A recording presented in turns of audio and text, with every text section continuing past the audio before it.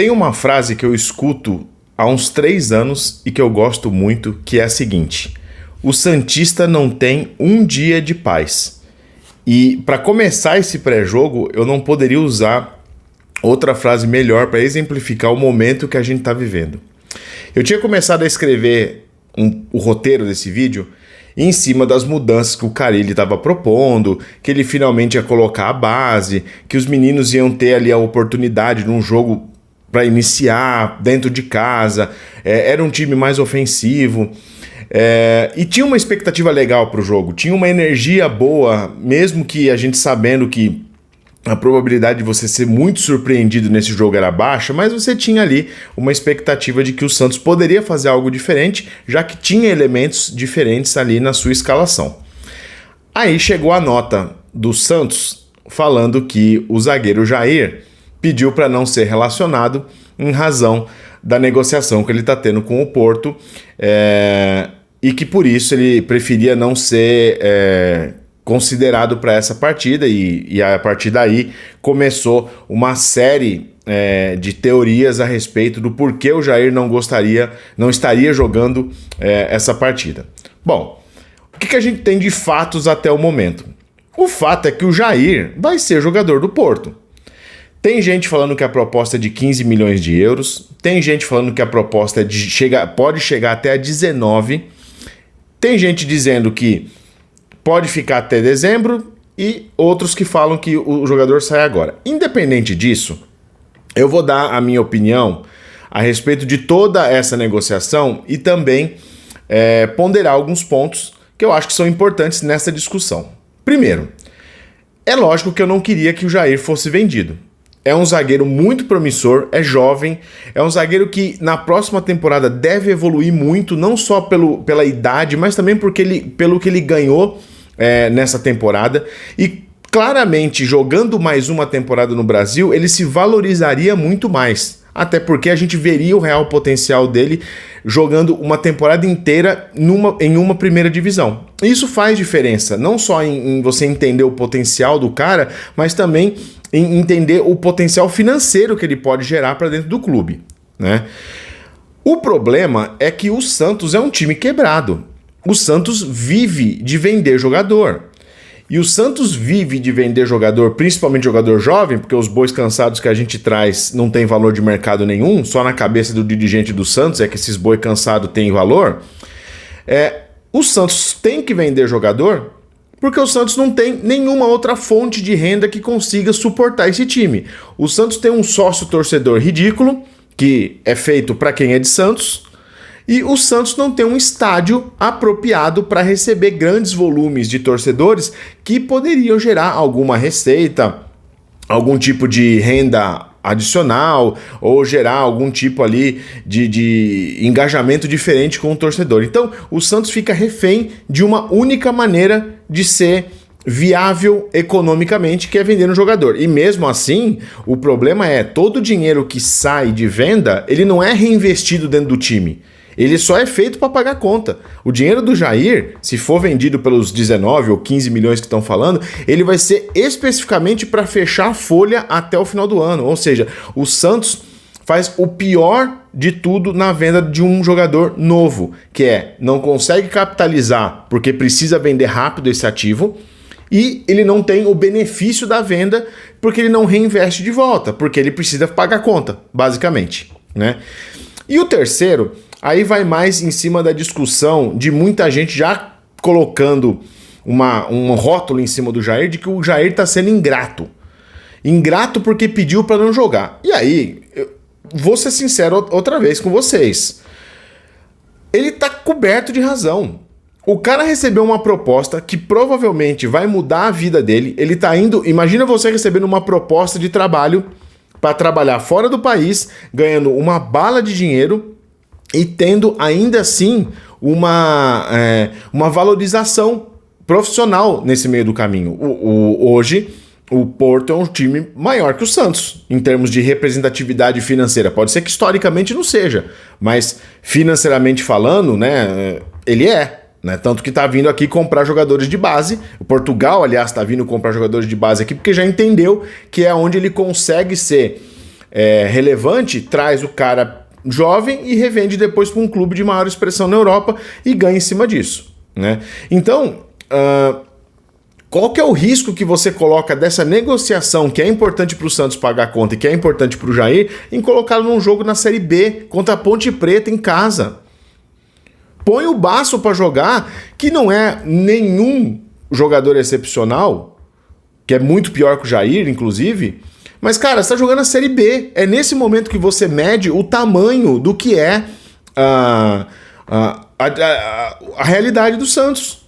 Se você tira o Jair e põe o Basso, tem que funcionar igual, porque é Série B. É diferente da situação, por exemplo, do Lucas Veríssimo lá atrás na Libertadores, quando ele não quis jogar uma semifinal de Libertadores. É totalmente diferente. O Jair está sendo profissional, ele está defendendo os interesses dele, e o Santos também. Só que o Santos faz uma nota, como sempre, para jogar responsabilidade para o terceiro. Ele não fica com a responsabilidade, ele derroga essa responsabilidade para outra pessoa. Então, eu acho que o Jair, nesse caso, ele não erra. Ele tá se protegendo. Se ele arrebenta o joelho nesse jogo com a Ponte Preta, ele muda a carreira dele drasticamente. O jogador não pode ser passional como é torcedor. Ainda mais esse torcedor que, quando convém, cobra que os jogadores sejam profissionais e, quando não convém, quer que o cara seja apaixonado pelo Santos. Nesse caso, eu dou o crédito pro Jair de não querer jogar, até por uma questão de cabeça, tá? O cara tá com a cabeça voltada para fechar a negociação. Será que ele vai disputar a bola com a mesma intensidade? E se ele falha e entrega um gol hoje pra Ponte Preta por não ter botado o pé firme na bola com medo de se machucar? Iam destruir o moleque. Então é melhor que ele se poupe desse tipo de situação. Dito isso, acho que com a saída do Jair, deve acelerar essa negociação que estão falando com o Luan Pérez. É um jogador identificado com o clube, é um bom zagueiro, não acho que tem o mesmo potencial do Jair, mas para momento serve. O ponto aí é, a partir de agora, a cobrança que precisa existir dentro do Santos não é se vende ou não vende base. É se esse bendito time de scout consegue buscar outras alternativas a jogadores que já estiveram no clube.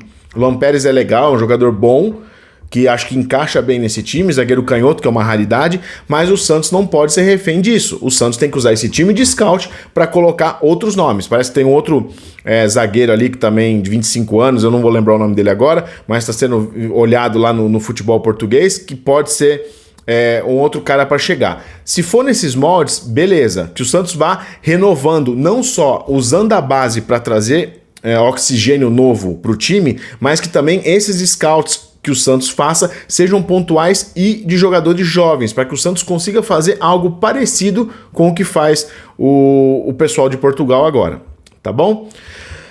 Ok. Para fechar o tema de base, o Santos precisa pensar em um projeto robusto de base muito antes de pensar em uma arena. O que vai manter o Santos em pé não é a arena, é a base. Porque o Santos vai continuar vendendo jogador.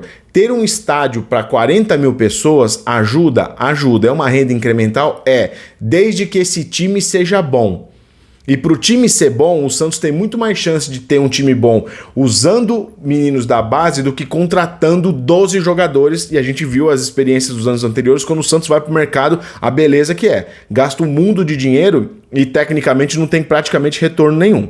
Então é muito importante que o Santos tenha, primeiro, um técnico que esteja claro em sua proposta de trabalho que ele precisa usar a base. Não é o caso do técnico atual.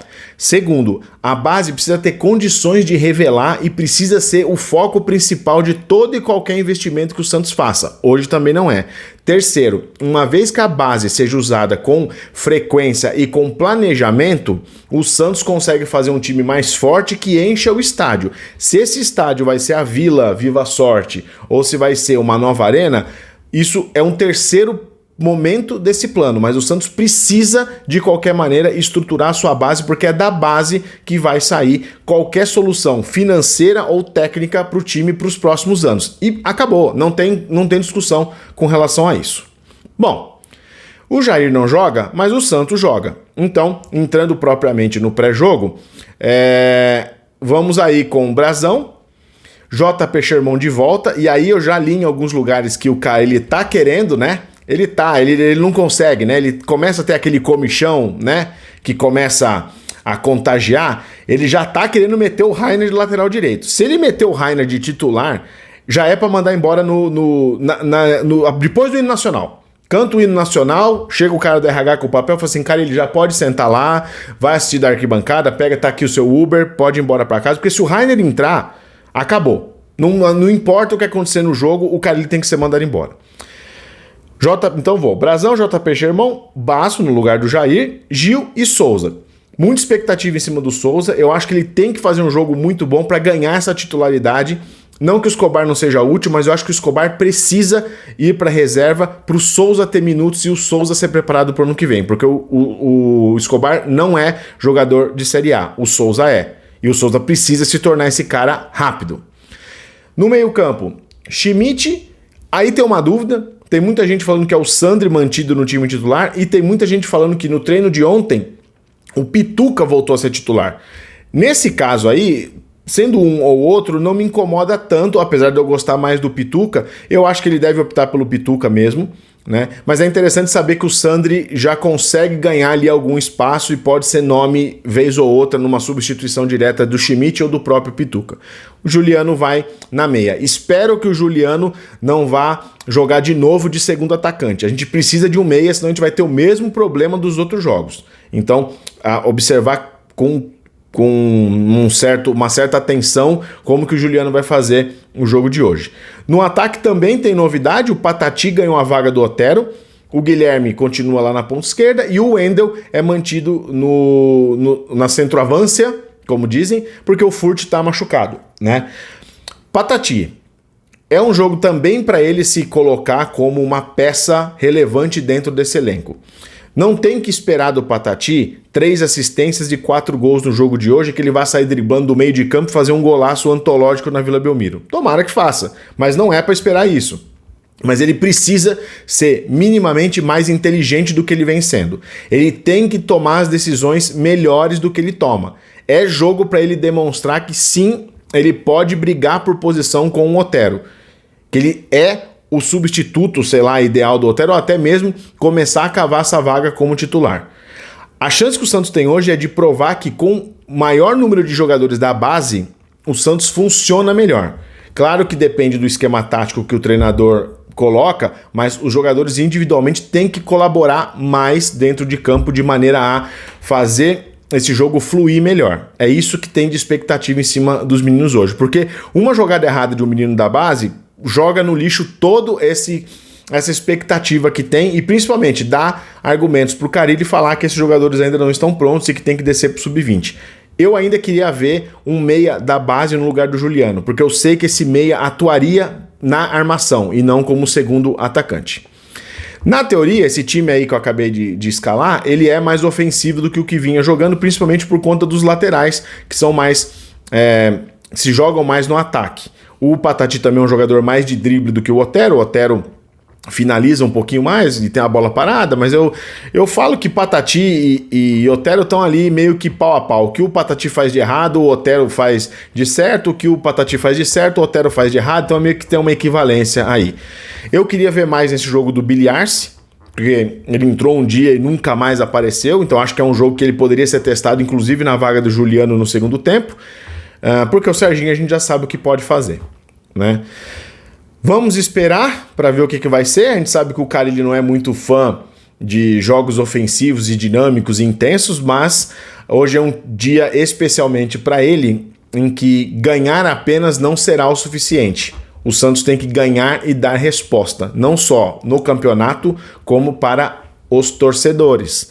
Se o Carille fizer qualquer coisa diferente de uma vitória hoje, ele com certeza sai do Santos. E aí é que é o ponto principal. O Santos ganhando, jogando mal de novo, a gente só vai arrastar o problema para frente. Para mim, o jogo é ou o Santos goleia, faz uma partida excepcional, ou o Carille tá fora. Vamos ver como é que esse time vai se comportar. Hoje, às 9h30 da noite, em Vila Viva Sorte. Beleza?